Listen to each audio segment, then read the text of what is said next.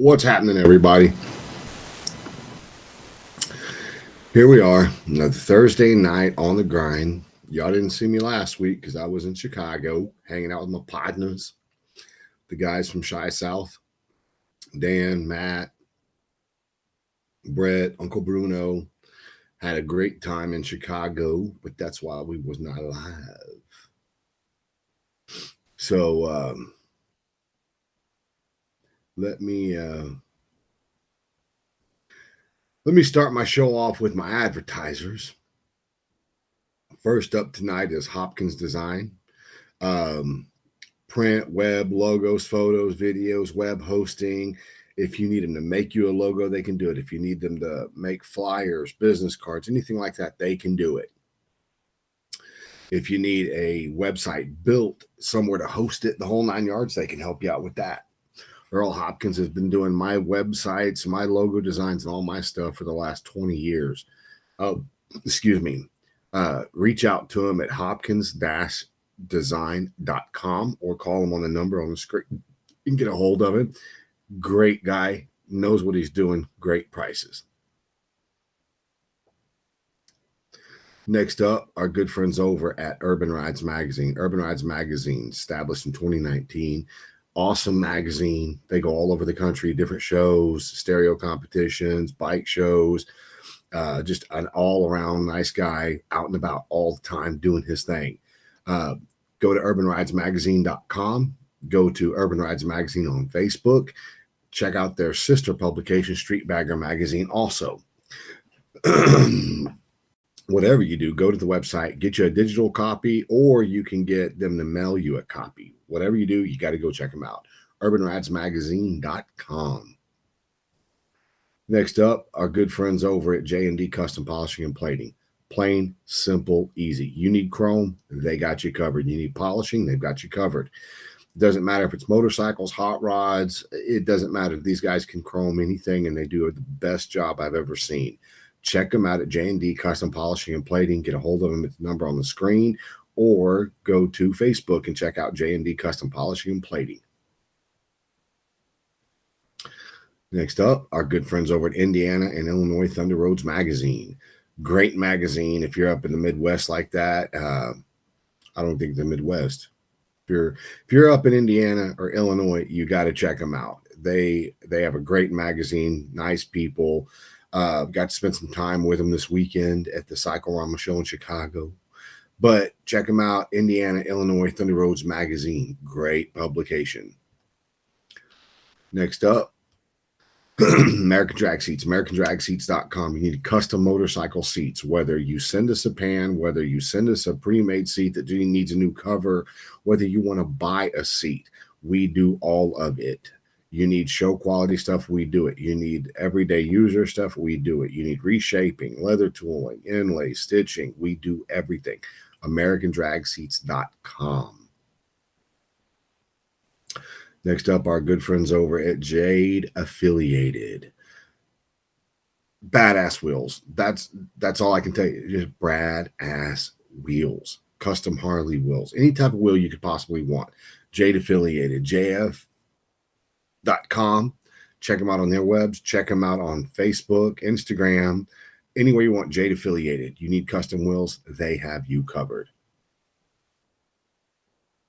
Next up, Legacy Bike Works, right here in Manville, Texas. Legacy Bike Works, mild builds, full builds, stereos, slingshots, anything you could possibly want in motorcycles, we've got you covered. Legacy Bike Works on Instagram, Legacy Bike Works on Facebook, Legacy Bike Works right here. Reach out to us. We got you covered. Next up, our good friends over at Shy South Customs. Shy South Customs, bikes, cars, trucks, hot rods, custom paint, custom builds, custom fabrication, anything you could want. Moni, Illinois, numbers on the screen. Shy South Customs on all formats. Facebook, Instagram, LinkedIn, Twitter, they're everywhere. Like I said, bikes, cars, trucks, hot rods, paint, full builds, maintenance, service, they do everything. Get a hold of them at the number on the screen or check them out at ShySouthCustoms.com.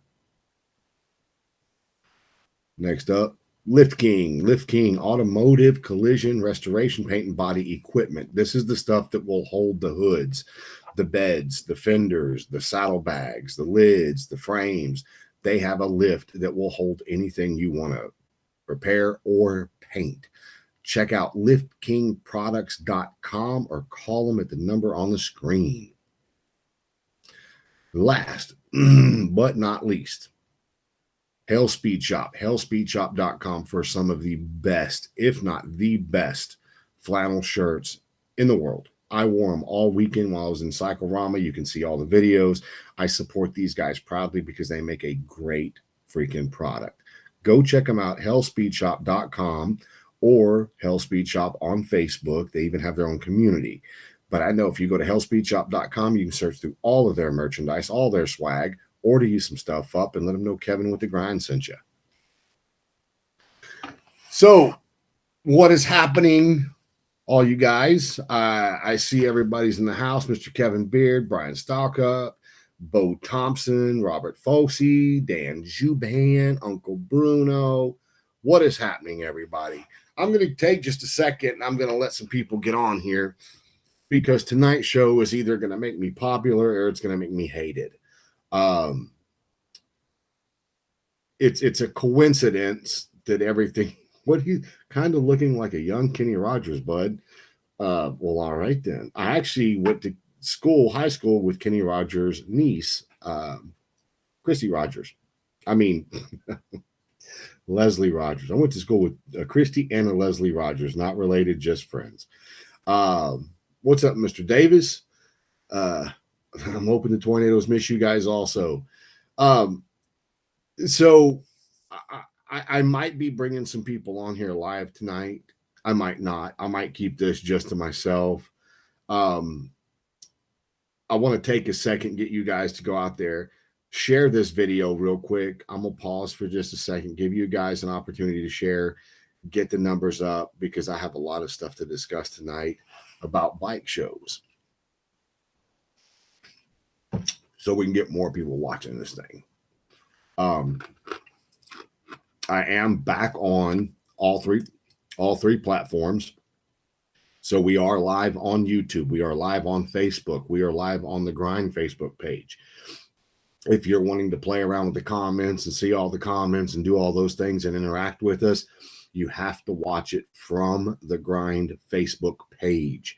Whatever page you're watching from, you will only see the comments from those pages that other people are watching on the same page. So if you want to be abreast of all the situation, then you must be on Facebook or YouTube.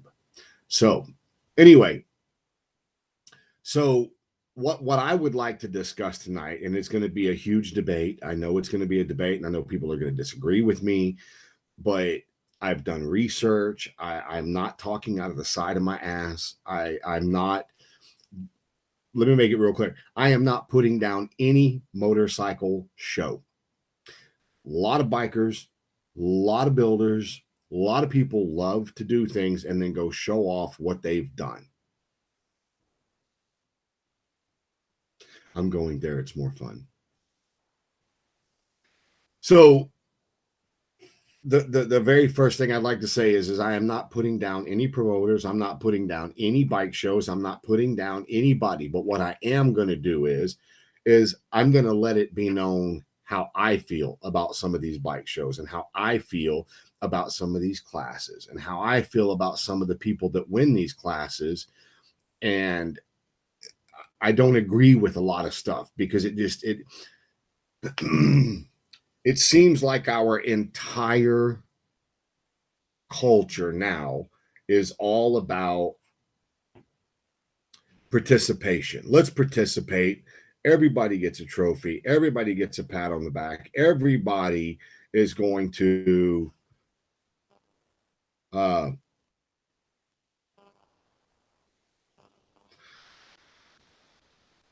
get something for showing up. And I'm cool with that to a degree. So let me start this out very simply.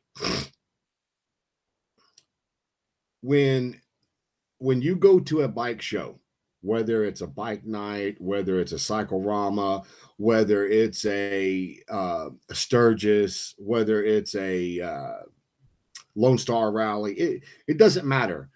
Whenever you go to a show, there are going to be people that are going to piss, bitch, moan. Okay, it's the nature of the beast. It's what it is. Somebody's always going to feel like, well, hey, I did a better job than you did, and those judges don't know what they're doing. And I'm going to be the first to tell you, I'm going to have to agree with you. Half the time, I feel like the judges don't know what they're doing. I've sat here and I've thought about this over the last, I don't know, year and a half, 2 years, because I see things and I participate in things, and I've tried to get myself so ingrained into the motorcycle community, whether it's bike builds, whether it's bike build offs, which you guys know I've done plenty of those, whether it's bike shows, judging bike shows, participating at other builders' bike shows, going to Sturgis, going to Daytona, going to Arizona, going to fucking California, going to Ohio, Chicago, Louisiana. I mean, I've been to so many across the country, and no matter where you go or how you do it, it seems to me there seems to be a single theme, and that is, what is a custom bike? You're going to have a handful of builders that are going to sit here and tell you all day long that these baggers are custom bikes, and you're going to have other builders in this time frame right now that are building the old school bobbers and stuff like that. They're going to tell you their bikes are custom. You're going to have the guys that are building their frames and building their tanks. They're going to tell you those are customs. And I'm going to politely agree with all of them. I'm going to agree that a custom bike is something modified, something built, something assembled. I'm going to agree with that wholeheartedly. But here's where I have an issue. When you take a bike, and I'm going to start out very clear and make this very easy.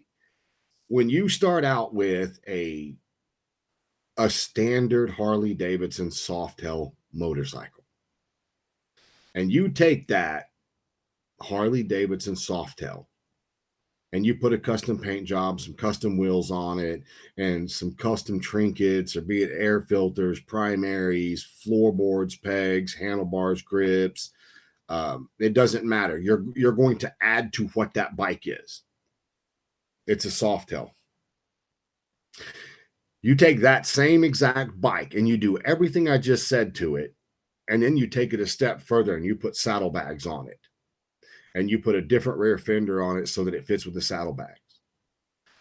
It is my professional opinion, and yes, I use the word professional. I sure did, because I'm in that garage wrenching and working on bikes every fucking day.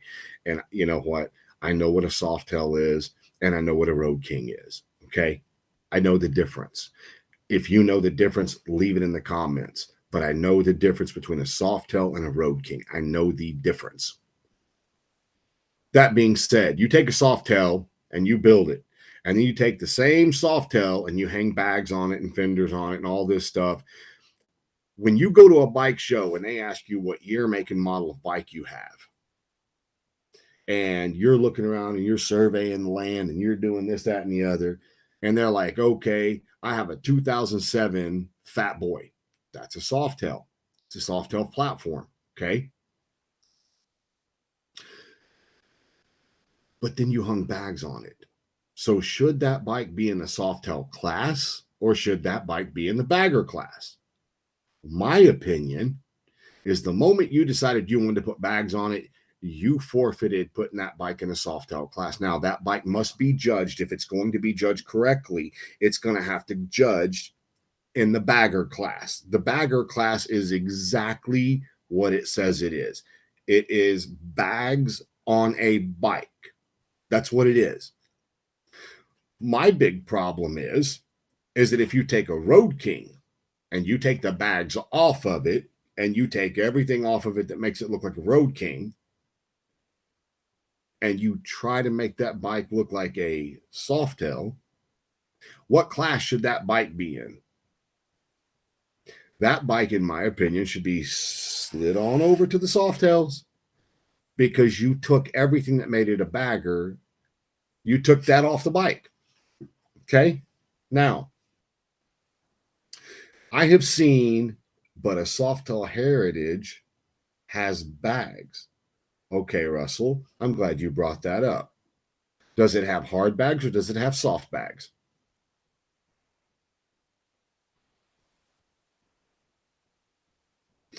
I understand, Kevin. I get that 100%. No matter what you do to a Softail, it's always going to have a title that says it's a Softail. But when you build your bike and you hang hard bags off of it, right? And you put that stretched fender on it, and you put, speakers in the lids or whatever, you made a choice right then to put that fucking bike into a bagger class. No crying, no whining, no complaining. Because you're going to go over there. Now you have a lot more real estate for a Softail or for a Softail. Now you got more paint area, more blah, blah, blah, blah, blah, blah. Okay, what did he say? He said Softail on the 2006 and the new one had hard bags. Can't remember the year. Okay. When you go into a competition, are you going to take that Softail and are you going to compete in a Softail class with hard bags? Or are you going to put that bike into a bagger class? What's up, Mr. Doug? King is touring. You're exactly right. Ding, ding, ding. You win. So here's the dilemma. Right there. And I'm glad you guys are participating exactly like I wanted you to. You're saying all the right stuff. You're saying everything correctly. Russell Parks, you're correct. Joe Faust, you're correct. Kevin Baird, you're correct. All of you guys are correct. You're 100% correct. Guess what? When you go to a show, are they judging titles or are they judging bikes?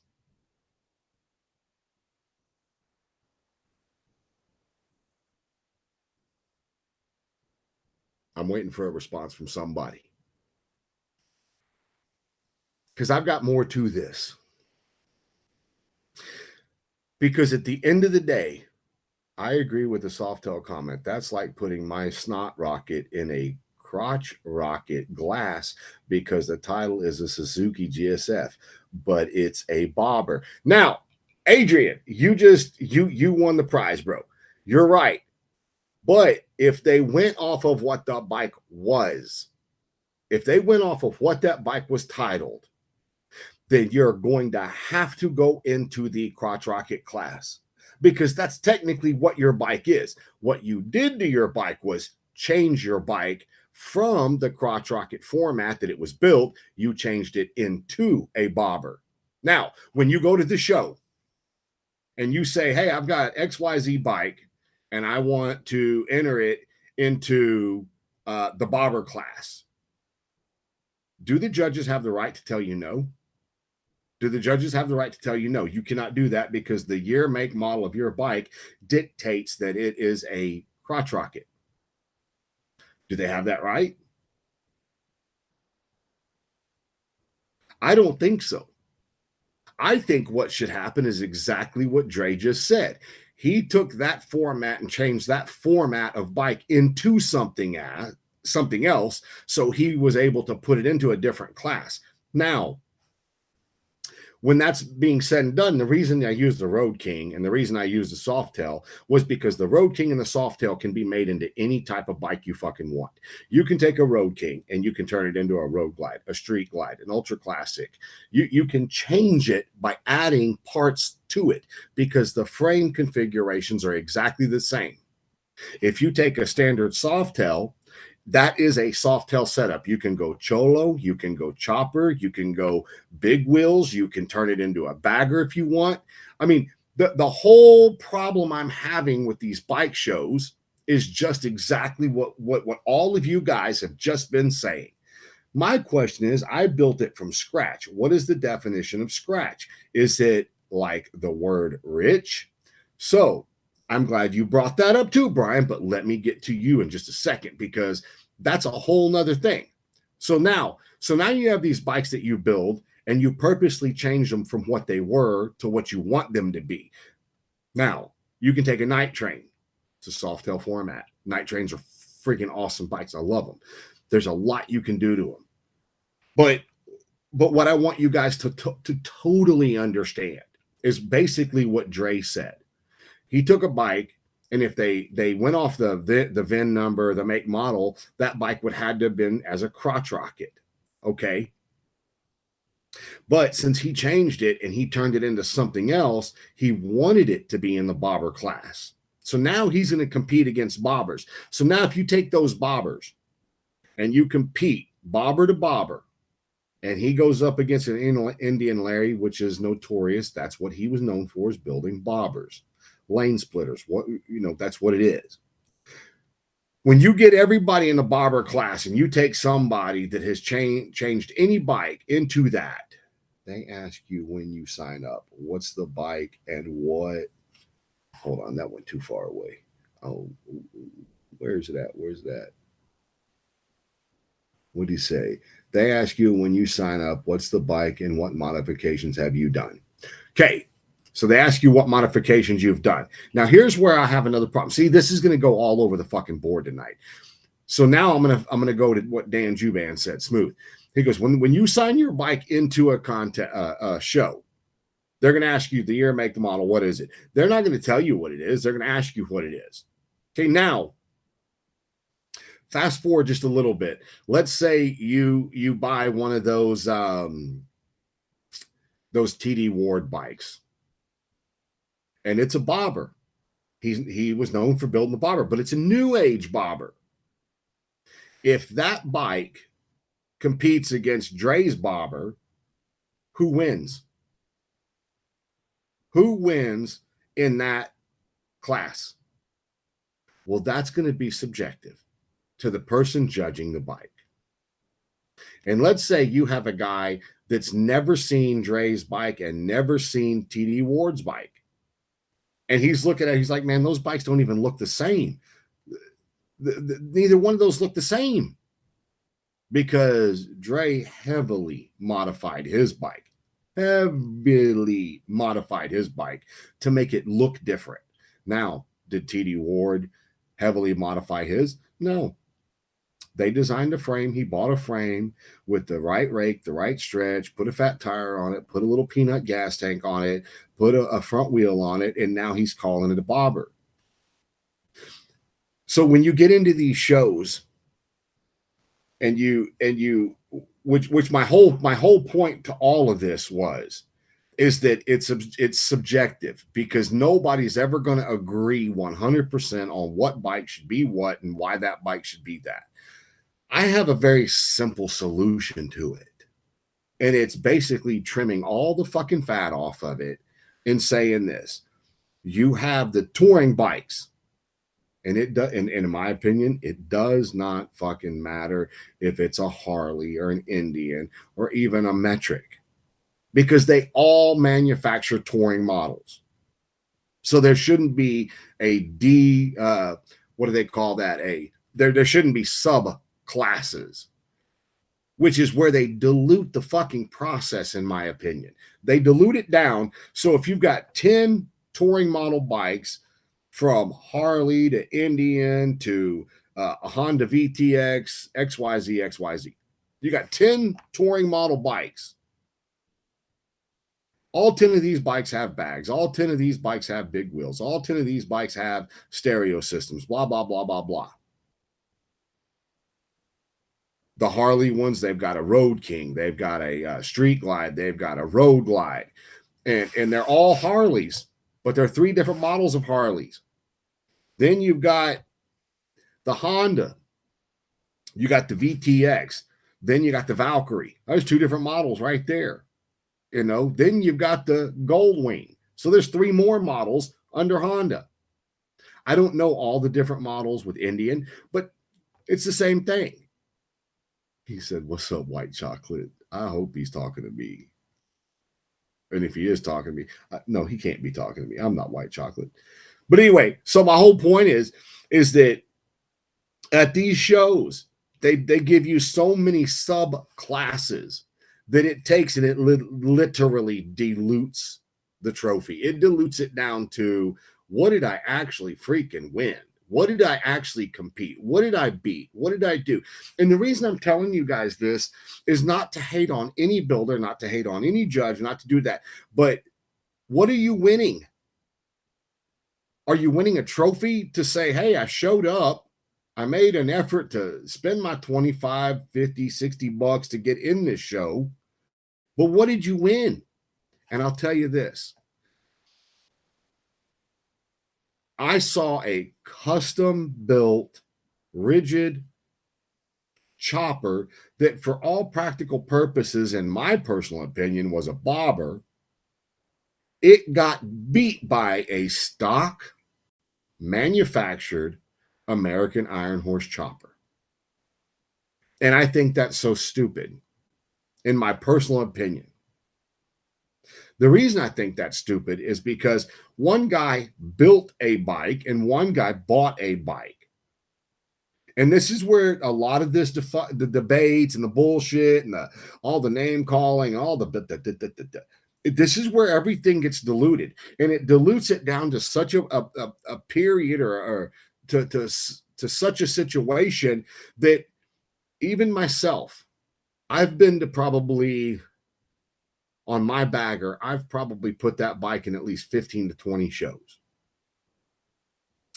And I'm going to tell you right now, I haven't won all of them, but the two big ones that mattered to me, where I actually competed against other bikes that were in my build, that I would say, man, these are custom, badass, built. It was an honor to compete against these bikes. Okay.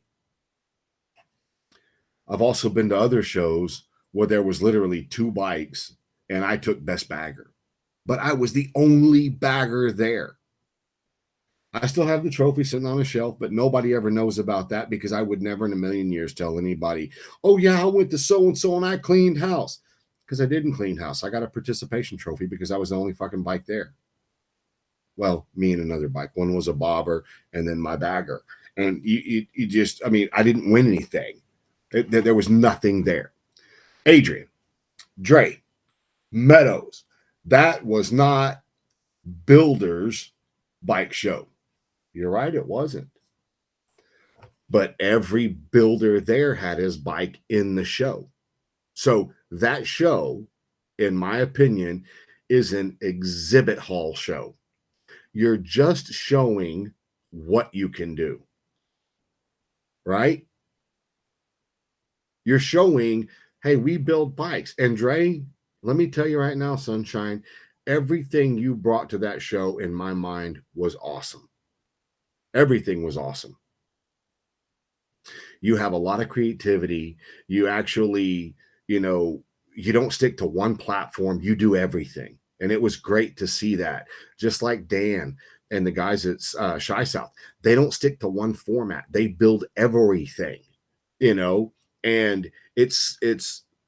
I love it because I preach that all the time. Do not back yourself into a corner with your bike builds, because when you back yourself into a corner and you get known for building one style of bike, there's going to come a time that one style of bike is going to go away. It's going to get thin. You're not going to be able to make as much money. But hey, here's the other half of that coin. I've been saying it from day one. You can't get rich building bikes. You have to do more. You have to offer something more. The first person that tells me, well, what about all these, these shops that do these badass audios? Yeah, that's the more, is the audio. The more is the audio.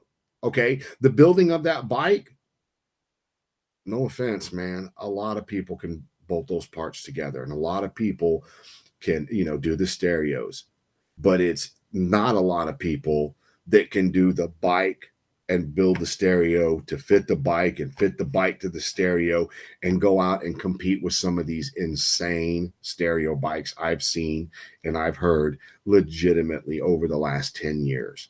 10 years, not 4, not 5, but 10. It's crazy, in my opinion, that there should ever be a question when you go to a show. And I'll tell you right now, and let me just go on to the what I consider to be one of the baddest shows in the country. And when I say bad, I mean one of the best shows in the country. I went to the Rat's Hole in Sturgis at the Buffalo Chip in 2020. And there was a builder there that legitimately bought a bike, washed the bike, took it to Sturgis, entered it into the show, and it was, from what I heard, it was the only bike in its class. And it got the cheese. It got the rat. It won. It won its class. It was the only bike. But the person that bought the bike took the credit and ran with it. Ran with it. Oh my God, I'm so badass. I'm so badass. I'm so badass. Suck a bag of Richards is what I've got to say. You bought a bike, you gave it a bath, and you took it and entered it in a show, and it was the only bike, if I'm not mistaken, the only bike in its class. You won a trophy, and now you think you did something? You did nothing. You did nothing but spend some money to buy a bike somebody didn't want. You cleaned it up, and you took it to a show, and now you think you're God's gift. No, you're not. You're an idiot. I'm going to say it flat point fucking out. You're an idiot. And the fact that that person never, ever, ever, ever, ever, ever gave the guy that built the bike any type of props, even though the bike didn't compete against anything, he should have given the other guy props. Hey, man, we just bought this bike and, we're blessed. Thank you. Blah, blah, blah, blah, blah. No, that's not what happened. I was standing there. And if I didn't have to have a new phone in the last 4 years, I actually had a video of the acceptance speech they gave, and it turned my stomach. It made me realize it's bullshit. It's bullshit. First things first, here's a reality. If you're going to build bikes, build your bikes, man. Do your thing. Be happy. If you're going to judge your career off of how many trophies you have hanging on a wall, I feel sorry for you. I want people to build bikes. I want people to go to shows.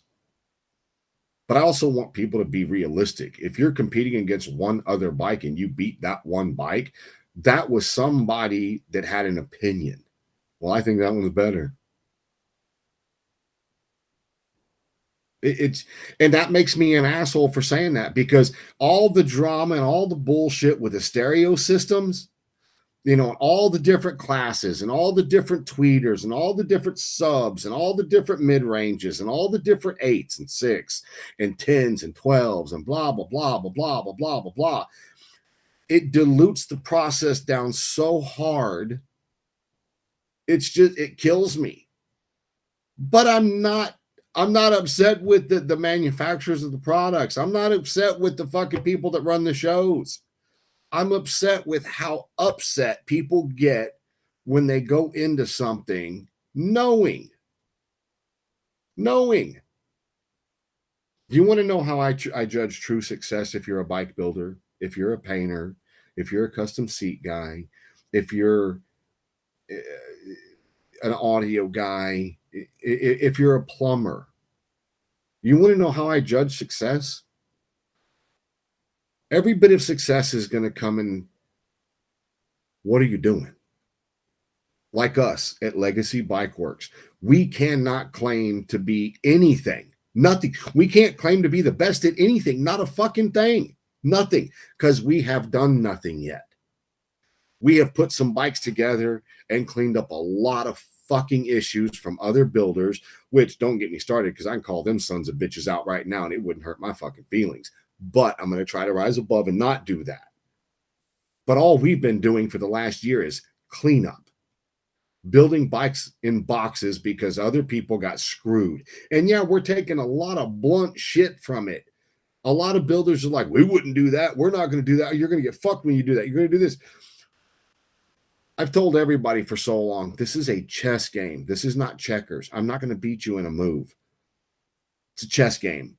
I'm going to be here for a long time. I want to be in the game for a long time. Well, at least for the rest of what I have to offer, another 10, 15 years. But I want this built up for my son. I want him to keep going and going. And who knows, get Cade involved.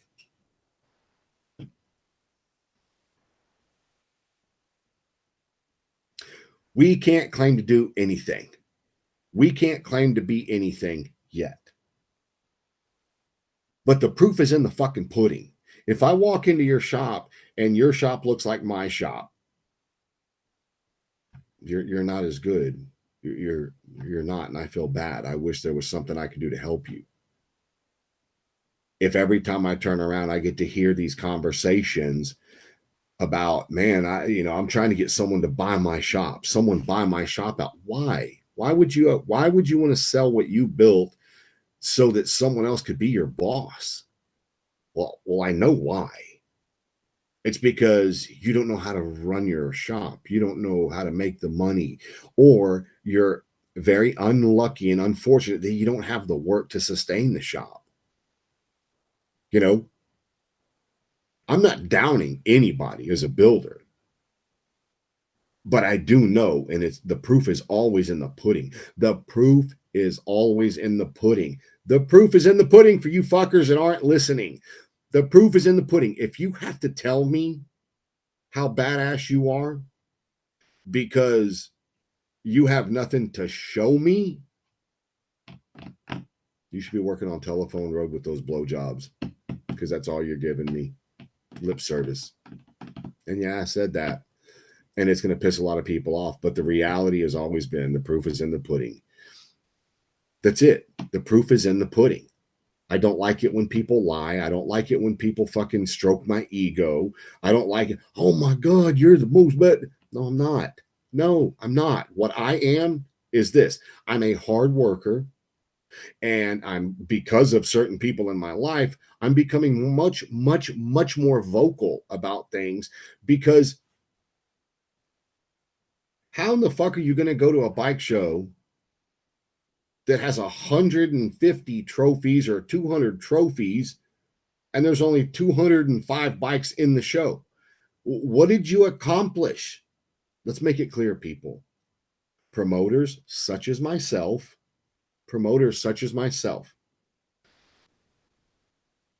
we love this industry. We love being a part of this industry, but make no qualms about it. We're in it to make money just like you are. Just like every one of these stereo competitions, they make money. They don't give a shit who wins as long as you participate. I love it when I hear, well, that was rigged. That was rigged. That was rigged. Half these promoters don't give two shits. They're not going to say, hey, my best friend's going to win this because he's my best friend. They're not. They just want the participants to come in and compete so they can make the money, pay for the trophies, and have a successful show, because the more you get involved, the better off you are, which is why you don't always see my numbers up in the 200, 300, 400, is because I choose not to keep on hashing out the same old shit and just starting shit. I want everybody to just do good.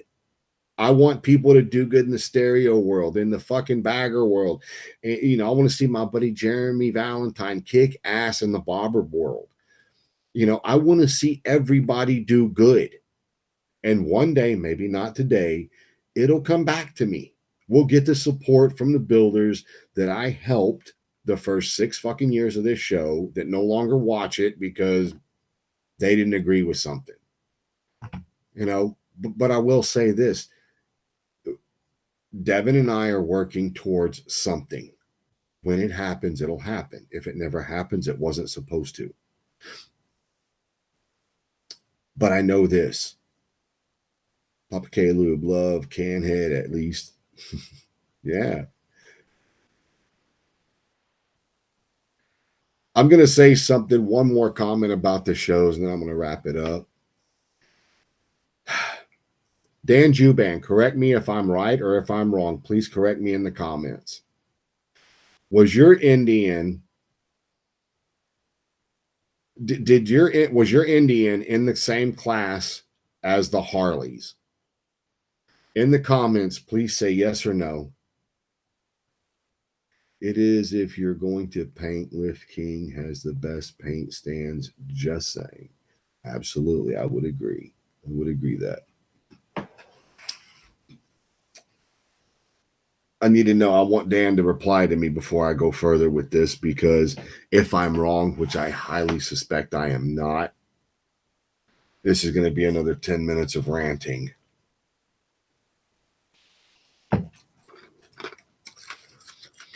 Yeah, Russell Parks, I'm proudly supporting you guys, advertising you guys on the show, doing everything I can to help out, man.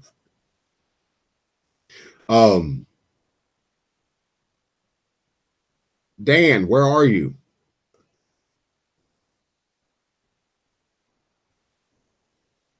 Anyway, so I'm going to move forward with what I'm going to say. I know Dan's there. He may have gone to the bathroom. Okay, so your Indian was in the same class as the Harleys, but which one?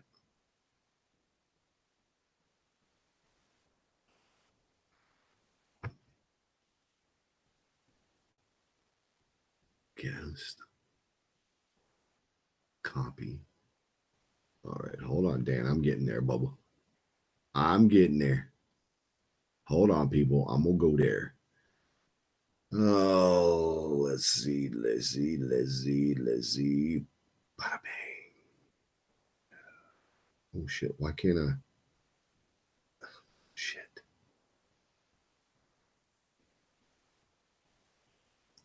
Why can't I comp? What the fuck is going on? I can't send.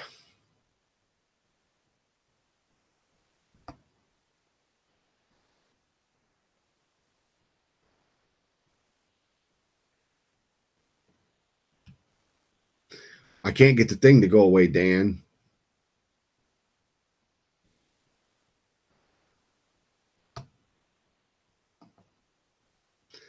Shit. I can't get to the comments. I can't. Shit.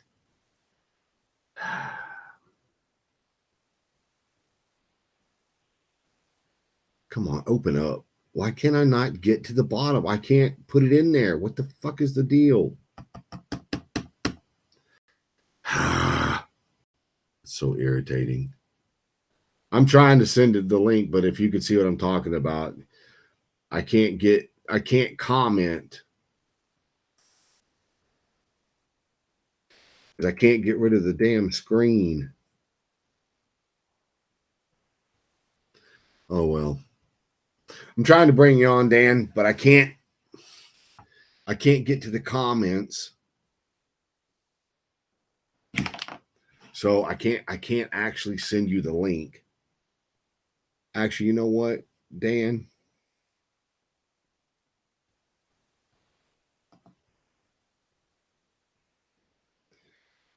How do you right click?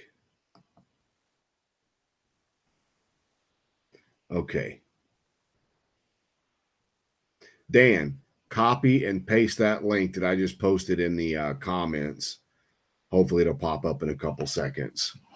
There, Dan, copy that link and paste it into your browser and you can come live.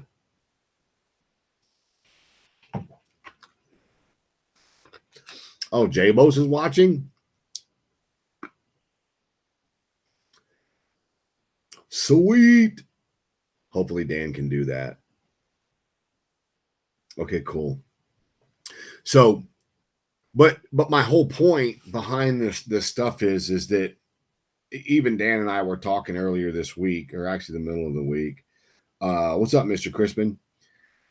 And he's fixing to come on. He'll explain it to you too.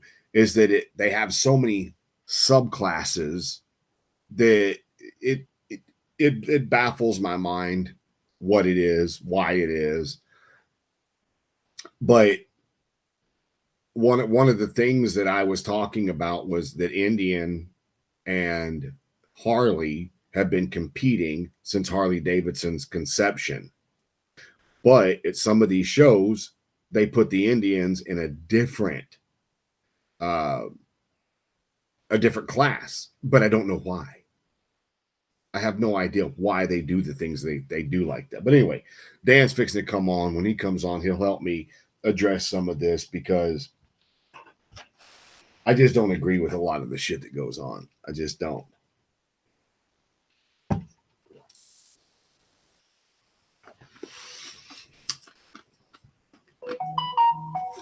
What he said. Are you here? I just heard you. Hold on. I got to find you now. Shit. How do I do this? Oh, there it is right there. Hold on. Hold on. I'm going to find you in a second. Hold on. Oh, what the fuck? There you are. Okay. What's happening, man? What's up, man? Okay. So what model Indian do you have? Cheap Dark Horse. Which is? A stripped out Indian, had leather bags on it, bunch of chrome, all kinds of crazy shit. I blacked it all out, put on stock Indian hard bags, Dirty Bird lids, and a Dirty Bird fairing with audio. Now, what class did you get put in? It's called Road Bagger. Road Bagger. Do you know what you were competing against? No clue. I didn't walk around and look at everybody's tag to see what they had. Yeah. But I will say, I brought 150 bikes to that show. I was partly responsible for bringing 150 bikes to that show. Don't fucking cheapen it by saying they give out too many trophies. There was 2 shows going on under that roof. One was Cyclorama, which everybody gets a trophy. The other was ISCA. Okay, stop right there. That's a competition show, and they judge way differently than anybody else. I get it. They're for cars, but they also have a motorcycle section in there. Which one had 100 trophies and which one had 25 trophies? The World of Wheels, and I'll tell you right now, the World of Wheels Cyclorama is a business backed by even bigger business. Therefore, if you're in business, you're in business to make fucking money. You're in business to bring people in. So if you're going to give everybody a trophy, that's what they're going to do. That's part of business. Giving somebody a $20 plaque to have them feel special for a couple hours after a 3-day show is fucking huge business for them, knowing everyone is going to come back. If they didn't compete in dual competition like we did, so we were judged by Cyclorama rules, then we were judged by ISCA rules. Okay, so ISCA has a motorcycle division? Yes, and all 6 of my bikes were in ISCA, and all 6 of my bikes took an ISCA trophy too. Right. The bobber you were talking about, that fucking manufacturer bike did not fucking beat me. I took first place in ISCA with that bike and Cyclorama. So what did the American Iron Horse beat you in? The American Iron Horse, they gave him the trophy for best motor, and that thing was fucking dirty. So it's not even the best motor, though. It wasn't the best motor. The best motor had a fucking blower on it. That thing was badass. Was it there? Yeah. Where? The supercharged bike that was sitting there, the guy who won. Okay. The bagger. The bagger won the whole thing. Okay. So I think just putting the supercharger on there, that was badass. Some of them other ones were cool, being engraved and all that. But that motor, I mean, that dude did some serious work on that motor. Well, if he did it correctly, he did the full internal build and everything to fit with the supercharger. That was one of the interviews you did with Big A Customs. Yeah, he was the last interview I did. He was. The very last one. And that was a very nice guy, very, very timid guy. Mm. I walked up to him after he won the show. I was like, dude, first show, best in show. How proud can you be? He's been building for a long time, but he's not used to talking on camera. He's not used to talking to people because he's been in a shop. Now he owns his own shop and he has to be the face and he has to help it grow. So he's learning and he's leaning on us and doing all kinds of stuff, which I have no problem with, man. I think I was taught a long time ago by a very, very, very cool dude that there's enough room at the table for all of us to eat. So we owe it to help out these guys. Absolutely. And I even told him at the show, I was like, hey, I want to wait a couple months. I'm going to bring you back on and do a full interview with you when I'm here and you're there, make you feel a little more comfortable. So I want to get back to the competition. Yeah. So that's an exhibitor competition. It is for Cyclorama. Yeah, 100% it is. Okay. Is it the same as the Rat's Hole in Daytona or the Rat's Hole in Sturgis? Again, dude, you're talking big business backed by big business. Those shows are brought to you by somebody else. So I think this was, what was this? O'Reilly, I think it was O'Reilly Auto Parts puts on Autorama, World of Wheels, and any of the motorcycle divisions that fall under them. Yeah. It's business. It's money. That's all it is. Oh, it's all cash. All of them are, though. Any bike show you go to, it's all cash. You pay cash money to get in, win, lose, or draw. Somebody's making money. Somebody. And I think, well, here and again, I'm nobody. I don't have the money behind me. But that's the one thing I'm trying to do differently. Right. I don't want the money. I don't want it to become a monetary business for me. That's the whole reason I want to put the show on YouTube, so I can monetize it to give y'all the money. Not to give me the money. Fuck it. Give it to me. I'll take it. Give it to the fucking builders, and get the people back to the shows. No, Everything's about money. So we won cash at that show. On that bobber. Which is the green bike. Right, the one with the flames coming up off the bottom of the tank, the red pink bike. Right. Now, what did that bike start out as? Was it a special construction or was it a Harley? Yeah, it's special construction. That was just a pile of steel. Okay. That's for all the guys out there who say we can't weld, we can't do this, we can't do that. Lick my nuts. We just don't show off and we don't brag about ourselves like y'all do. Proof is always in the pudding. It's always that you can prove it. I actually was talking about earlier. Was talking about your shop earlier. What about it? The proof is in the pudding. You were in my shop. You saw. That's why I'm saying that, because if you're going to go into someone's shop like ours, we have 4 bikes in our shop. Right. 2 of them are taking fucking forever to build because of parts. One of them, well, that's a whole different story from another builder. It was a bike in a box. And then we got my bike. Okay, we don't have the proof yet. You have the proof. Well, right, but we're also in a bigger facility than you are. I have 2 of them. Yeah, and you're paying. And I've been going and promoting and doing all that stuff. And I'm fortunate enough to be sponsored by certain companies that back us and help us along the way with equipment, you know. So Lip King is fucking huge in our shop. I sent you pictures today of what we're doing with that truck. Mm-hmm. And I had their equipment all over it. Yeah. Using it for what it's not meant to be used for, but it worked. It's just simple modifications. Oh, I thought he sent you the bed or the cab thing you doodle. Well, he sent me the actual Lift King. He sent me a light duty truck package. Mm-hmm. Is what he sent me. Or light duty automotive package is what he sent me. But we modified that, and that's what I hooked that bed to, the bedside. Mm-hmm. So we had to get the floor set, and now we're doing the bedside because we got to drop that bed 6 inches on there. But I didn't go into the booth. I had the rest of the equipment in the booth loaded with a bike. Matt was working fireman today, so I was working the office, working the paint shop and the body shop, just bouncing between all 3 and checking in on mechanical, make sure they had their parts and everything was moving. Right. So I'll say this from where I sit. You'll never see me at another Rama show. Really? Never going to happen again. Nope. Unless I'm coming to support you. Well, no, we asked you to come out and brought you out to help your show so you could do interviews and stuff like that. And you did quite a few. I mean, the interview with Dre was great. The interview with Holden's was great. All of them were really cool. The one was a little weird, but It was so weird that we had to leave a good dinner conversation about it. But no, yeah. so let me clear this up for you real quick as why I won't.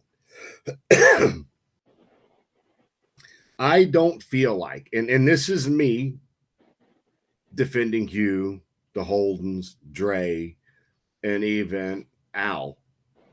Yeah. I do not feel like you guys were given a tenth of what you were supposed to have gotten. I feel like you paid a lot of money for a booth.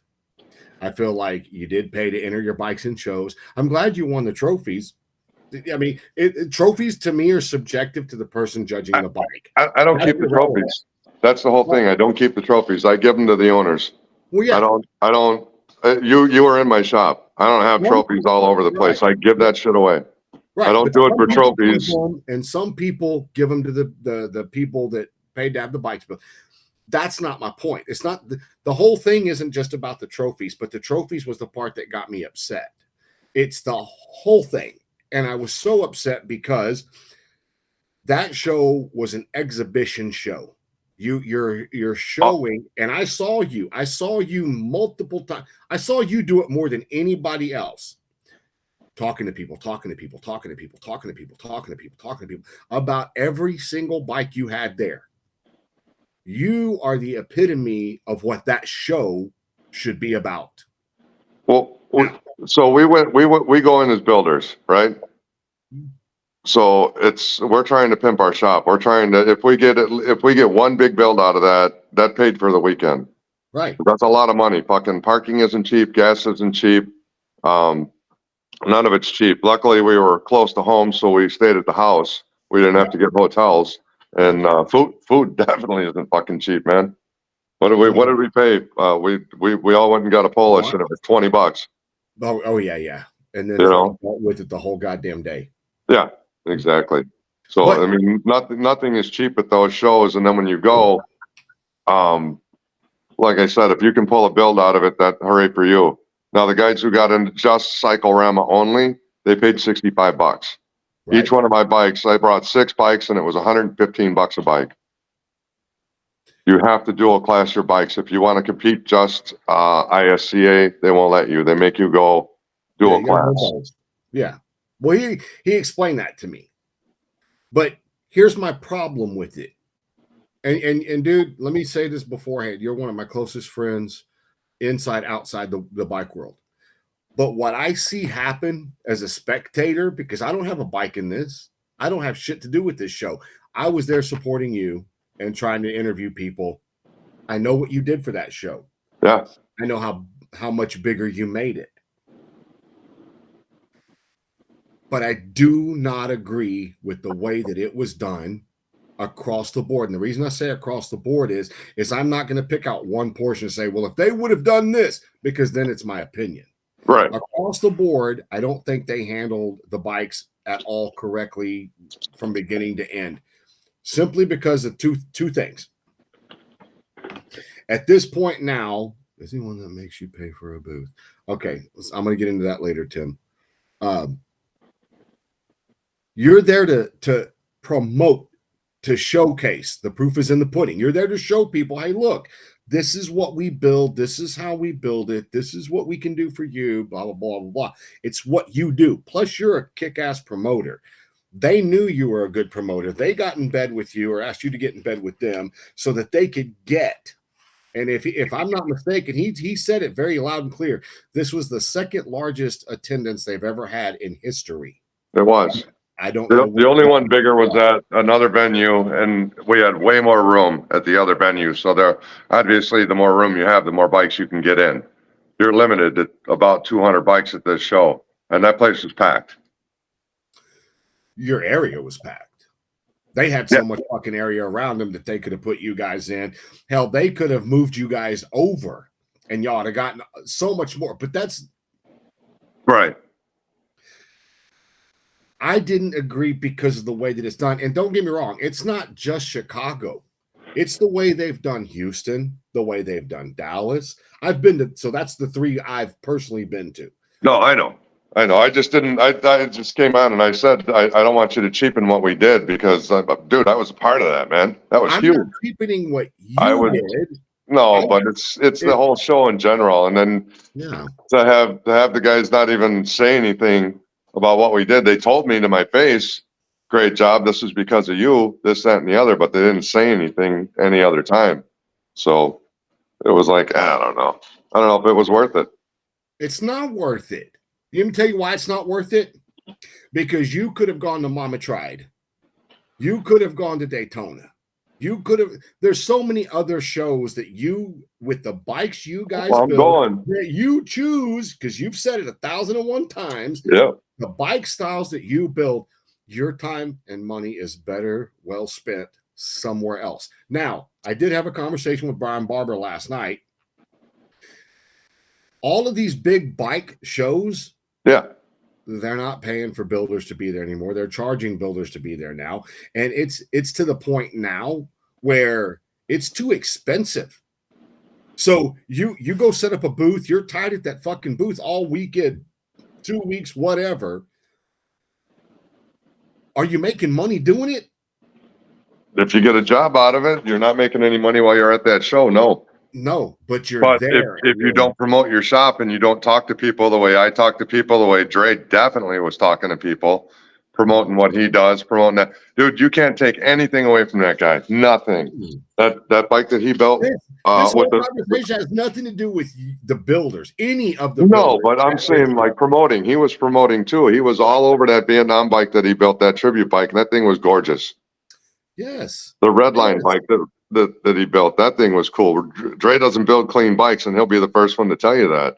He builds fun bikes, it gets people talking, rusty parts, this, that, the other, fabricating stuff, making chicken fucking salad out of chicken shit is what he does. It's great.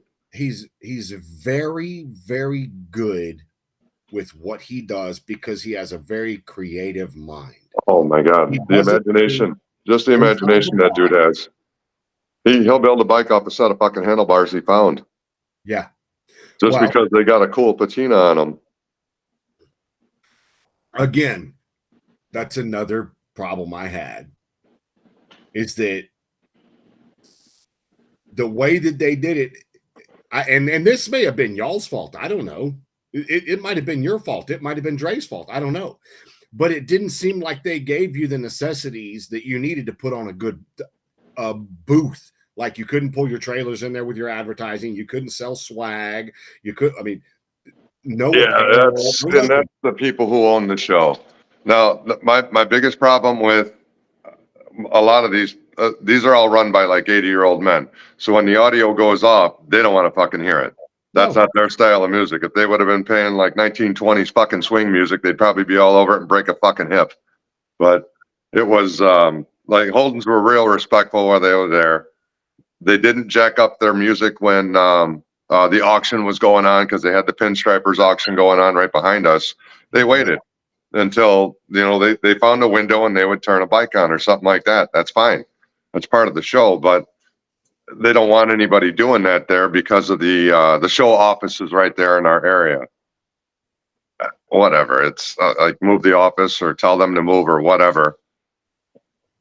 It's just those guys were there trying to promote their business, and if they're not allowed to play their music, that's their fucking business. That's what they do. They build audio. So did you actually convince the Holdens to come here instead of Daytona? I actually talked to them. I didn't convince them. I talked to them and asked them if they would come, is what I did. I know there were supposed to be other audio guys there, and they didn't show.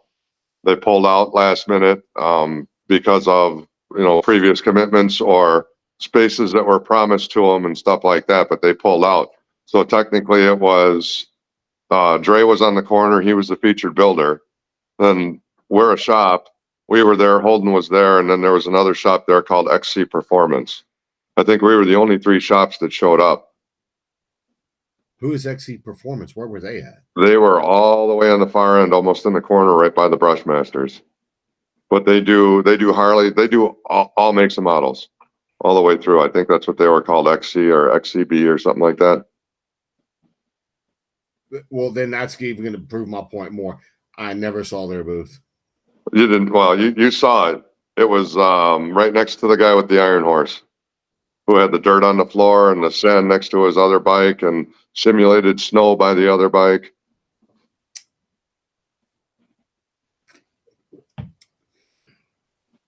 I don't know, man.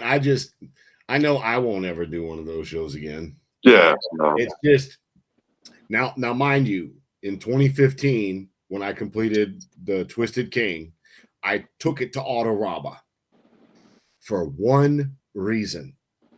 I just wanted the plaque that said I was competing. The metal plaque they give you with the year, make, model, and I just wanted that. That was the only reason I went. Right. It cost me $50. The only reason I wanted that was because my dad took me to Autorama every year since I was like 15, 14 years old. So I just wanted that plaque so he could hang it in his garage. Right. And the reason we go to that show, number one, it's in our backyard and we do promote business. But number two is the same reason. We've been going to that show since we were kids and we were always talking, man, how cool would it be? Man, how cool would it be? I'm going to be there someday. We didn't know if we were ever going to make it there or not, but here we are and we're doing it. So is it a childhood dream? Kinda. Yeah. Well, absolutely. Was it a much bigger venue back then? Sure was. Well, and if they keep you in, if they can keep you more involved and not tie your hands, I think you could blow that show up. You and I've asked multiple times. I've asked multiple times, let me use the name and we'll promote it and do a one-day show. Have an audio show, have a chopper show, have whatever bike show you want to have, we'll do it. And then have that audio show. Audio draws a fucking crowd. And when they don't want to be there no more, they walk around and look at everything else. Yeah. Well, so man, there's so many opinions on Autorama. I mean, like Tim Skates, he doesn't do them anymore. Russell Parks. Yeah, Timmy knows the politics that's involved in that stuff. He'd be a great guy to have on here and talk to him about it because he understands and he knows and he's competed and he's played with that politics. The politics, it's something else, man. I didn't, I never doubted him when he told me all about it, but I knew what was going on. I paid attention, or I pay attention, but I thought maybe just by being a small part of that show, I could change some of the fucking ideals that they have. And I don't think I made much headway with it. Well, I'll tell you, and I'll say it live for all the viewers, just like I told you, I told Dre, I told the Holdens, I even told that guy Al. I even told the two, I think they're called the two Daves. Is that right? Yeah, Dave and Dave, yep. Okay. I even told them, if you could rent that area where all of us were at, and then the area directly to the left of us, where they had a couple of, I think they were Top Fuel dragster type cars, funny cars and stuff like that. That's where the Brushmasters were set up. Okay. So if you could get all of that room, because there wasn't a lot in there. No. If you could get all that room and all your room, and you literally, no offense, got rid of those judges, and you got some MBBA judges that are privy to just motorcycles, but you still took, what was it? It's a 3-day show or a 4-day? That was a 3-day. You take the 3-day show and you let guys like you hang your big banners, set your actual area up to showcase your bikes. But then you have a very streamlined bike show. So you've got your bobbers, your baggers, your choppers, but you limit it.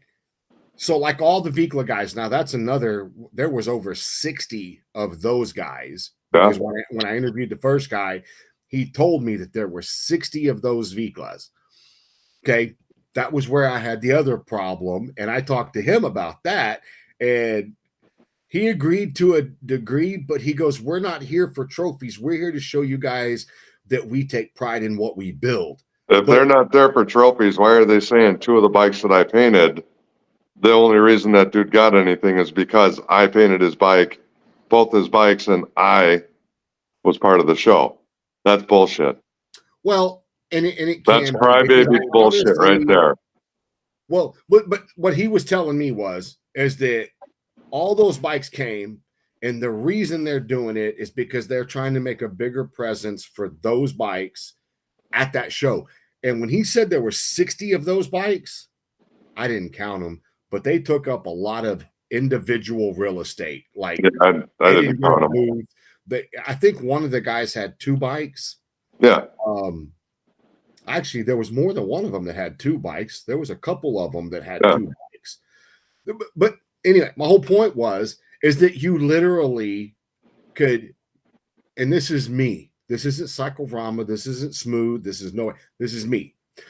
Dilute that fucking amount of trophies down to a first, second, third, and have maybe 10 classes, and you would cover every bike out there. They could. They really could, but again, it's big business. So you know what makes more money than having the entrants pay you? What? Advertisers. Yeah. Finding the advertisers that want to advertise for the show. Because me, here and again, I did it. And I gave every fucking penny right back to you guys. Right. I raised $25,000 on a, hey, you think this would fucking work? 27,000. 25. No, I thought it was 27. It's 25. 7,500 and 17,500. Yep. Okay. I didn't keep any of that money. I spent my money to make it happen. And you guys got every fucking penny back. The reason I did that was because I am actually 100% behind you and Dre and the Holdens. And if I'm going to put a show on, I'm not going to dilute it. It's never going to happen. I will pick, okay, bobbers, choppers, Softails, baggers. I don't know how many more fucking classes you need. Trikes. Well, yeah, but they made a special class. I think they made 2 special classes for the Vikla bikes. That's right. That's what they did. That's just to give those guys recognition, is what it was, because of what they do to their bikes. It's a style. They're still Road King, Softails, and baggers. Yeah, is what they are. But they made those classes, but they also made a what do they call those? Performance bagger. They have baggers, they have performance baggers, they have big wheel baggers, fat tire baggers. Oh, I'm so glad you said that. So it's still a bagger. Can you tell me the difference between a 26-inch wheel bagger and a 30-inch wheel bagger? Yeah, the 30's bigger. That's what she said. Yeah. Okay, so in most of your shows across the country, if you have a 26-inch front wheel on your bagger, which is what I have, I cannot compete against a 30 or a 32 or a 34, whatever it is, because at that point, those 4 inches make you an extreme. Why? I saw some fucking stock baggers. When I say stock, I mean stock profiles. Stock profile. 16-inch wheels, 18-inch wheels, whatever. And they were absolutely beautiful bikes. The bike that won Best in Show, beautiful bike. I don't want to take anything away from that guy. Yeah. But objectively, do I think that bike should have gotten Best in Show? No. As a personal opinion, no, I don't think it should have. But I'm not judging it. So my vote, in my opinion, does not fucking matter. That whoever did it, their opinion matters.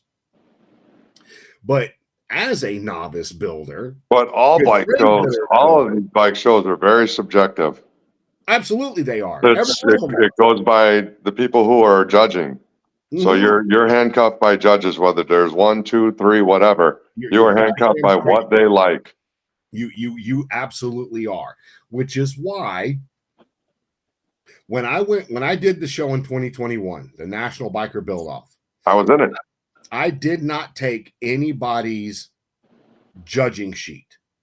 I took everybody's judging sheet and I read every one of them with a fine-tooth comb, and I wrote down all the points that I liked. out of every single sheet. There was like 8 of them. And then I came up with a master sheet that, as a builder, having known builders, having talked to builders, I mean, from Timothy Skates to fucking Curly to Eric Contreras to you guys to anybody, I said, okay, well, what is it that's making these bikes custom? What is it? Okay, one of the things that the I think it's the IMBBA, or it could just be the MBBA. One thing they really pay attention to is, are all of the bolts the same? And are all of the bolts clocked the same? Now, with that being said, I was like, okay, well, let's make a judging criteria, bolts and hardware. Okay, that was on my list. I can go get it and show it to you. I saw it. I had it out today. Second thing I put on there was wiring and hydraulic lines. That's judged. Just like the wheels were judged, the frames were judged, the tins were judged, the electrical was judged, the seat was judged. I took from everybody to build one judging criteria that actually covered the points that when you're going to build a bike, you have to touch that. Oh, you even asked us if there was anything special that we wanted added to the sheet. I know you asked all the builders the same thing. Every builder. Yeah. You read this, you give me your ideas. Right. I didn't have a single builder tell, nope, dude, that's a badass sheet right there. Yeah, no, it was badass.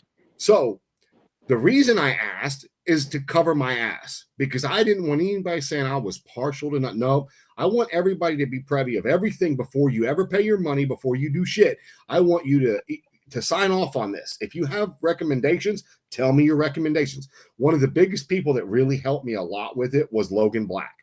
Yes. He read it and he was like, hey man, you need to reword that because it can get sketchy. Oh, okay. So I reworded it, you know? So I went that far because I wanted people to know it doesn't matter what kind of bike you build. If you touch on every one of these things, you're increasing your opportunity to win a trophy. But the other side of that coin is if you go off of this sheet, it's going to help you address things that you may have not ever thought about doing when you built your bike. Right. But I don't know. I'm just saying there's a way to do it. And I think those people would be stupid not to have you and let you set this show up. You can keep it the 3-day show, but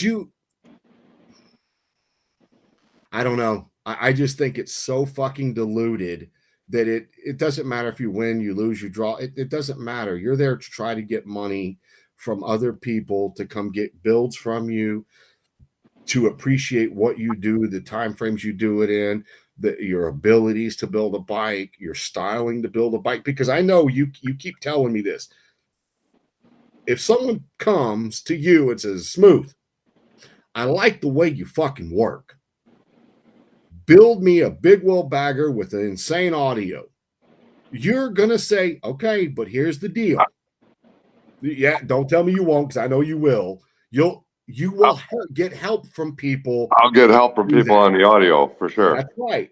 But you're not going to turn it down, because if somebody truly, if they talk to you and they're like, man, I like the way this motherfucker thinks. I like the way he envisions things. He puts things together.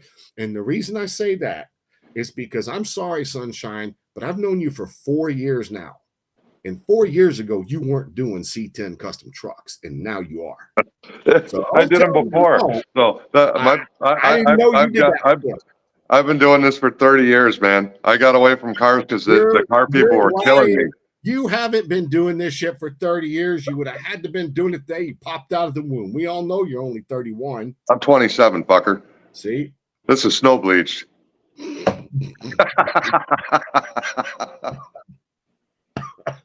You dick. You made me spit out my coat. Anyway, you understand what I'm saying, I hope. Yeah, I do. I get it. I was reading the comments and listening, and I don't know. Everybody's got to understand that is a business that is sponsored by big business, those shows. So the one in Detroit, Texas, Chicago, it doesn't matter. I think it's going to Indianapolis next this weekend. I think it's in Indianapolis. They appreciate everybody coming out, and that's their way of saying thanks for coming out. Here's a plaque. Right. Well, I know that I hurt somebody's feelings there to the point when I talked to them, they legitimately looked like they wanted to hit me. Yes. And I had to calm them down and explain to them, you're not understanding what I'm saying. You're acting like I don't think your bike's good enough. It has nothing to do with your bike or the guy that built your bike or your create. It wasn't about the bike people.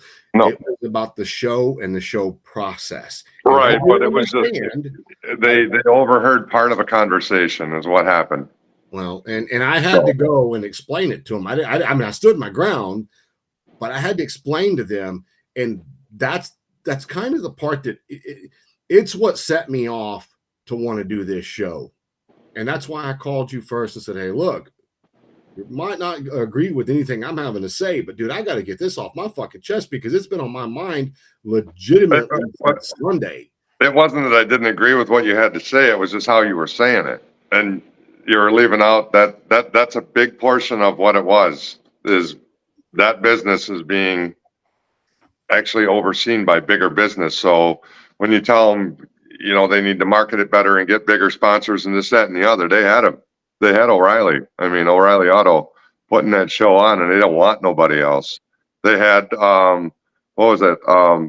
Chicago Motorsport, Chicago Motorcycles and Motorsport. They had the big booth in the far corner with all those bikes for sale back there. They paid big money to get in there, bring all those bikes in, set up, sell their bikes, talk to people about bikes and all that. They're presenters. They weren't actually sponsors of the show, but they're considered presenters. Same with the Law Tigers. They were considered presenters. Mm-hmm. And then they had somebody selling peanuts, somebody selling T-shirts, and somebody selling wax, car wax. And then right on the opposite side of the wall, behind those people, they had more stuff for sale. And bathrooms, windows, doors. I never nothing to do with cars. But my whole point behind this is I do not agree with 90% of the bike shows that are out there, even though I understand they're there so that they can make money and so that your garage builder that's only going to build one bike can go out there and be proud of what he did and compete against other garage builders or other shops or whatever, people that want to do that. But on one hand, you're looking at it that way. On one hand, that somebody's making money off of it. Yes, they're making money, but you got to take into effect the people who got those plaques or trophies or whatever. Man, that made their fucking day. That made their whole weekend. They had bragging rights. They got something to brag about. And none of those trophies said first place, second place, third place, except for the IASC ones that I have. Right. So I got a championship on the bobber, and then I took first place on the Indian. That one took first. So that's the only trophies that say first, second, or third on them. The rest of them were just outstanding in class, right? But those are the ones that came with the money, right? Yeah, those came with the money. Yeah. Well, I'm just going to say it again. I'm working towards what I consider a better bike show. And I hope that they keep working with you and you can get that show and hopefully build a format that they'll want to take to all of them. Yeah, but I don't consider myself a promoter, man. Well, then why do you keep fucking doing it? I don't know, because they ask. Because they consider me a promoter. Well, maybe it's just the attitude. I keep telling you, I'm the worst fucking builder in the world. I'm the worst builder in the world, man. We sit there and people want to talk about our bikes. And I'm like, yeah, it's really cool. But do you see that bike over there? Man, that thing is so fucking badass. Go over there and check that thing out. Well, you can keep saying it, but I don't believe you. I believe you would be a great promoter. And I think this actually showed it. I'd like to know what their numbers were last year so you can have a heads up. Hey, this is what I brought to the table for you guys. You know, Meaning what, bikes? Yeah. Like how many bikes did they have there last year? I think they had 100 last year. Okay. So you brought more than 50% more there. Yeah. That's pretty fucking big. Yeah. That was pretty big. So maybe you could talk to them about doing next year and doing it and setting it up differently. It's got a piggyback because of the Riddler Award. So the World of Wheels is a car show. Cyclorama is just brought along with them. Mm-hmm. Because people have multiple toys. They have cars, they have bikes, they have this, that, and the other. Lately, well, this year anyway, that was all bikers. The only thing that would have been dual classed for car and bike would have been that truck with the pickup, the pickup truck, that old pickup truck that they made look like a Harley truck, and then they put the bike in the back. Yeah, and it was stuck in the corner. That should have been front and fucking center. That thing was beautiful. It should have been front and center, but they don't want to take away from the bike show either. So that guy wanted his truck and his bike together, and it got stuck in a corner. But that's a spot that the owner of the show gave him. Really? And again, it's an 80-year-old man. Well, there's always going to be room for debate on all of these shows.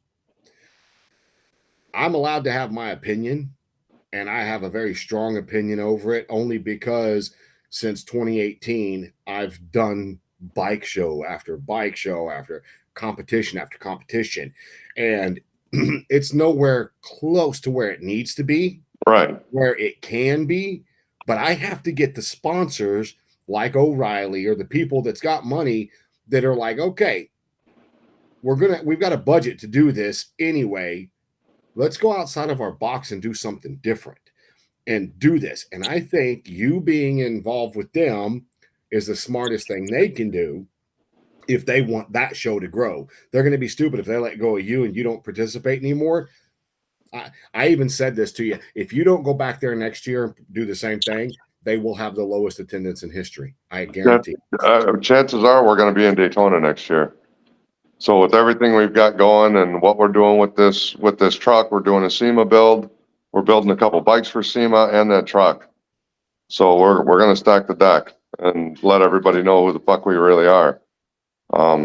That's way outside our comfort zone. We don't do that, but the opportunity is there. So we might just as well. So, and see, correct me if I'm not wrong, but does SEMA do the same thing with bikes? Yeah, SEMA has, they have a criteria for bikes. So they have a bike show there and there's awards at SEMA and all that stuff? There is. I'd like to go to SEMA one year just to see what it's about. Maybe this year. Maybe. I got a lot of fires to put out. But anyway, man. Well, again, this was never about the builders. This was about I felt like the builders did not get a good representation. No. That they deserve. I mean, that's a bunch of us talk all the time out here anyway, and we like that show because it's in our backyard. So if you're building bikes in this area and you're not showing up to that show, I don't know. I guess you're going to get some work out of Daytona. You're going to get some work out of some of these other shows, but that's your backyard show. Correct. That's why I spend so much time in Galveston every year. Right. Because Galveston's in my backyard. If I have an opportunity to make money, it's more likely going to come from going to Galveston. It's going to be real hard for me to go to a show in Chicago and some dude be like, God damn, dude, I love your bike so much. I'm going to pay all that extra money to get it all the way to you. And there are builders that do that. There are people that get that kind of work. I am not one of them. Right. I get it. But that's where, like, I talked to Dre and all his guys with Disturbing the Peace, Jason, Batman, all those guys. I talk to them on a regular basis. I think the world of those guys, and they help me out with you know damn well I get stuck inside my own head a lot, and there's just too much going on in there. But talking to those guys, they kind of ground me and bring me back to reality. Like, bro, it's our backyard, man. You got to go. Right. And I think for y'all it is. I also think, again, You said you did your own show. You had over 150, 200 people. At You my had show, vendors, yeah. I had 300 people at my show. I had 100 bikes there. So you almost, well, actually, you surpassed people, but you were just a little bit less than the bikes. Yeah. But I mean, if you did another show again, Yep. got more vendors. I mean, I Well, think we don't. So we are true to what we are. We are an old school chopper shop. Our shows aren't kid friendly, stuff like that. Anything goes, and you know that. You've seen pictures of what goes on at our shows, and it's just fun. It's just a bunch of adults hanging out, letting loose, is what it is. So they're having fun. The pig, all that other stuff that we do that, but everybody calls it like supposed to having a customer appreciation days. That's not what we're doing at all. Did we offer trophies? No. Rolando, that Vicola group that you talked to, Rolando Chicago came and asked if they could do something with me and piggyback on us. And we said, yeah, if it helps get the name out there for you, absolutely. We'll help you guys out. So that's what we did. And they supplied like beer and booze and stuff like that. They brought a DJ in and they made some trophies for the show. But the actual bike show, the people who wanted to compete in the bike show, there might have been 50 bikes in it, and they just made 2 trophies. Yeah. For it, they had a first and second of their choice, and that's what it was. But we had, I don't know, we had a bunch of vendors out there. Ozzy came out with his brand of badassery and set up them crazy bikes, and we had a bunch of vendors. Fabian with Novowax, he was out there, and a couple T-shirt people, and people selling jewelry and all that crazy stuff, like you'd see it on a typical bike show. Yeah. Well, I know the Vicola guys, I was talking to him, and he was saying that they have 2 18-wheelers full of bikes coming to Galveston. Oh, yeah, they do actually. They're in tight with Big Bob. Mm-hmm. He's out of California, and I think he's coming to Galveston. And then there's I can't think of the other guy's name. He's a super cool dude, though. I got to hang out with him at one of their shows with him and Bob, and really cool guys, outspoken in the community and all that stuff, and promote the Vicola style bike and all that good stuff. So I know there's a bunch of Vicolas in Galveston you guys haven't seen yet. Well, that's another bike rally that needs a good bike show. I appreciate Chris Callan and all that, but that's one single show at that rally, and that rally needs another bike show. Well, doesn't Pirowitz have a show there every year? For the paint. Yeah, he has the Pirowitz paint show. But it's mixed in, if I'm not mistaken, with Chris's show. Oh, is it? I think so. I mean, well, that venue is big enough to have shows going nonstop. So I know they have audio shows all over the place out there. We went to a couple of them last time. What was that? 2 years ago? Yeah. Well, there needs to be a actual ride-in bike show. Sure. I know Chris does his, and they get so many bikes. It's not crazy. It's actually insane how many bikes they get, but they've got such a small area. I'm thinking there needs to be a bike show where it's the ride-in show with the new age baggers and choppers like what I've got, the older school choppers like what you've got. And there needs to be another bike show there. Promote one, dude. You guys got some crazy chopper shops out in that area. Promote a Long Fork show. Try and get the Long Fork guys to come out. Those are badass bikes, and people have seemed to forget about them. You know what I mean? Well, and that's what I was saying, is that there's different shows. It's almost like there's 2 separate sides to the bike industry. You have, like you said, the Long Fork choppers, and then you have the new age. And that's that other show that we go to. It's called Midwest Chopper Fest. Yeah. That is all Long Fork choppers. They have a special section in the back, and I forget what they call it, but that's where all the baggers and everything were. And they do pick a bagger for whatever, for a trophy or whatever, just out of the baggers that are there. But everything else was pretty much a Long Fork chopper. That's where we unveiled that David Mann bike. We unveiled it there. Took the Cream of the Crop award. out there. So they do have some cool awards. They've got a lot of hand-built awards and stuff, but it's cool, man. And that's just a huge party, and that's what it's all about. Everybody gets together, has a blast.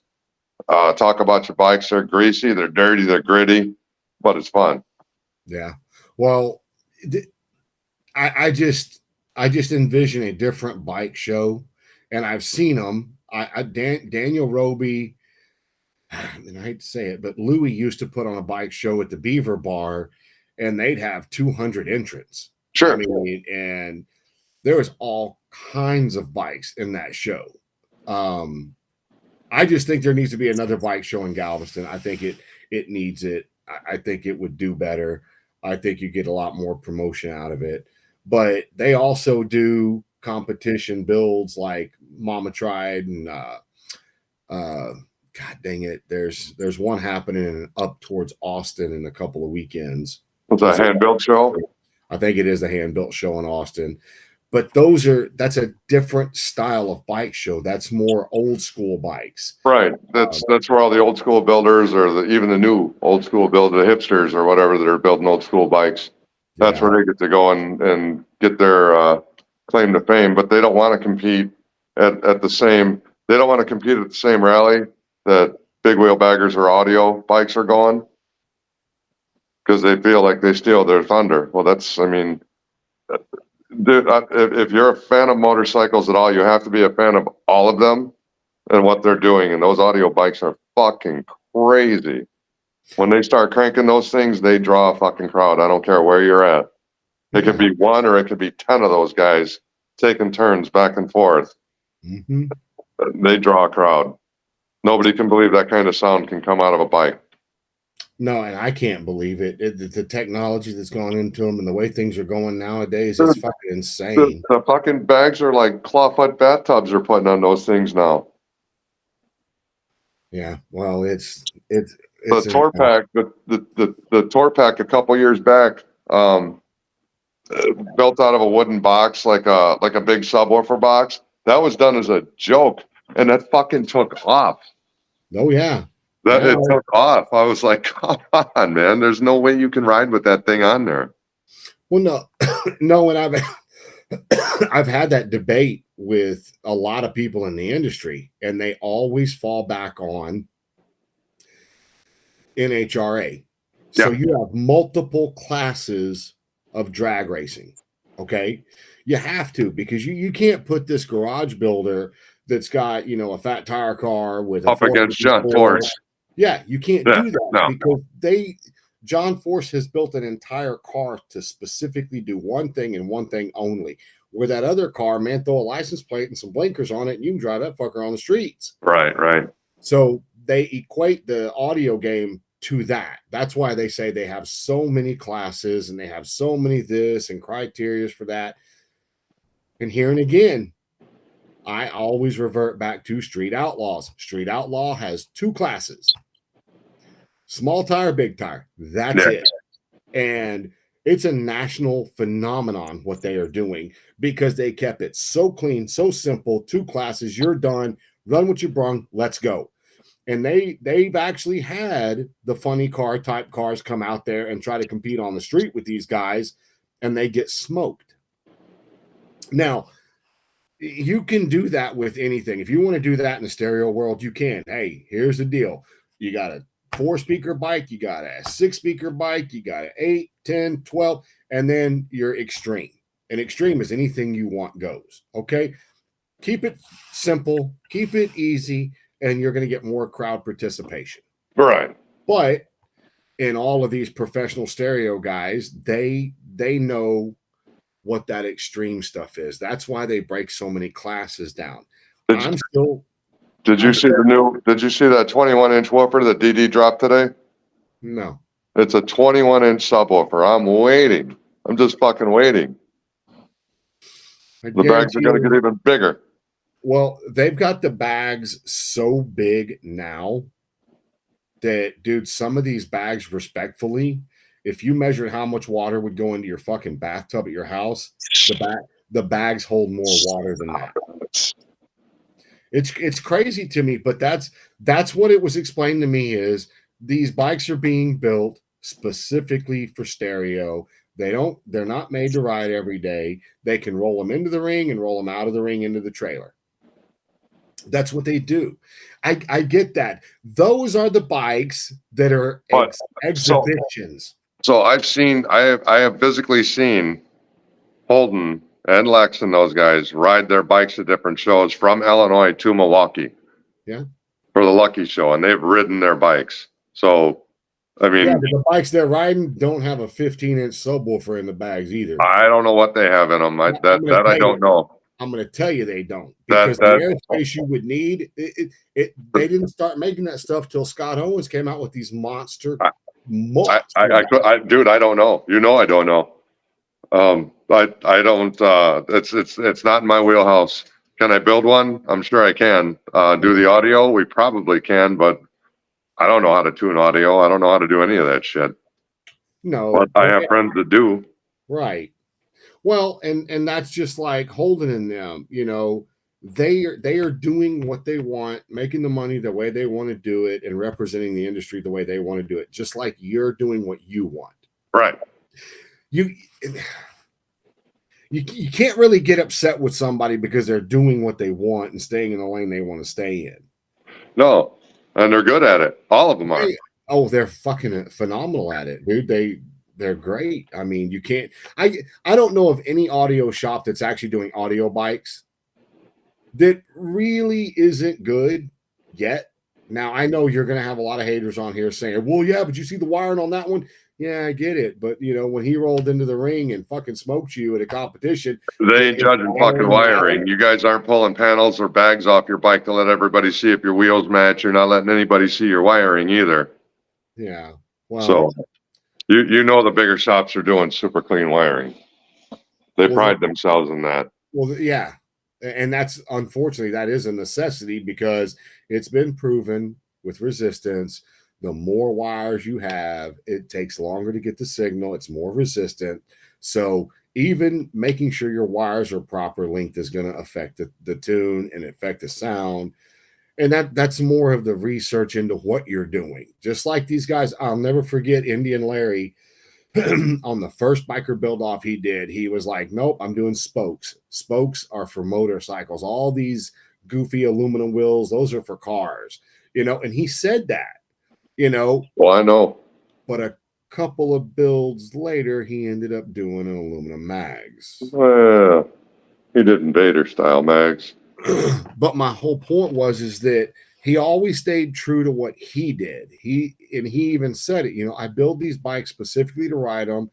There's a way I do it. This is my lane. I'm staying in my lane. I take nothing away from anybody else for doing what you want to do, which is why he was loved in this industry, because A, he was honest, but B, he never harshed on anybody else for doing what they wanted to do. Personalities aren't always going to match, but the reality at the end of the day, I just want to see everybody do good.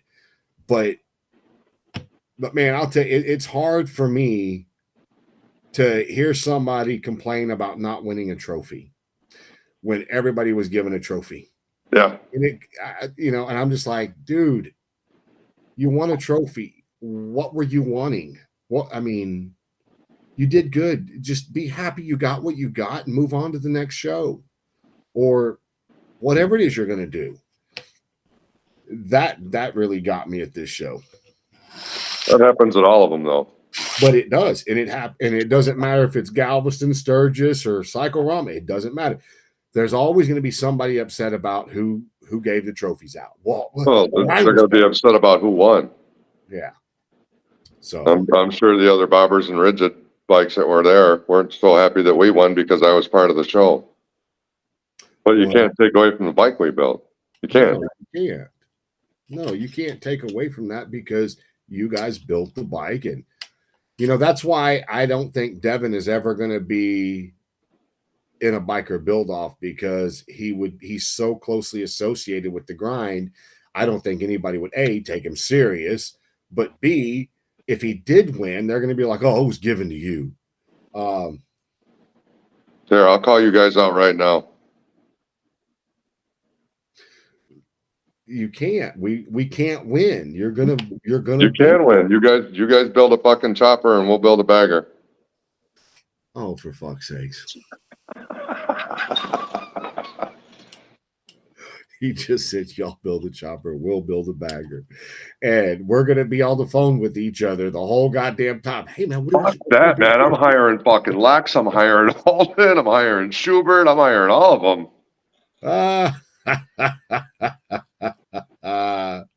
I would prefer to go against you. Anyway, all right, brother. You got Timmy Skates out there to help you. I can't get him to get down here to come visit me. That's because he doesn't like you. Yeah, he does. He calls. I'm kidding. He calls. He calls. His nephew probably don't like me. He's all right. He just, like I said, he heard the back end of a conversation, and he's all good. He's a good dude. Good. Matt's a righteous guy. So. All right. Well. All right, man. Well, I'm going to go because it's late and I got to get up early, but I appreciate you coming on here. Your 2-hour show. Yeah, right. Welcome back to Facebook, fucker. Yeah, no shit, right? All right, brother. Go have a good night. We'll talk later. All right, man. Later. Bye. Bye. All right, guys. There you go. So almost a 2-hour show, but I said what I said. He said what he said. You guys know how I feel.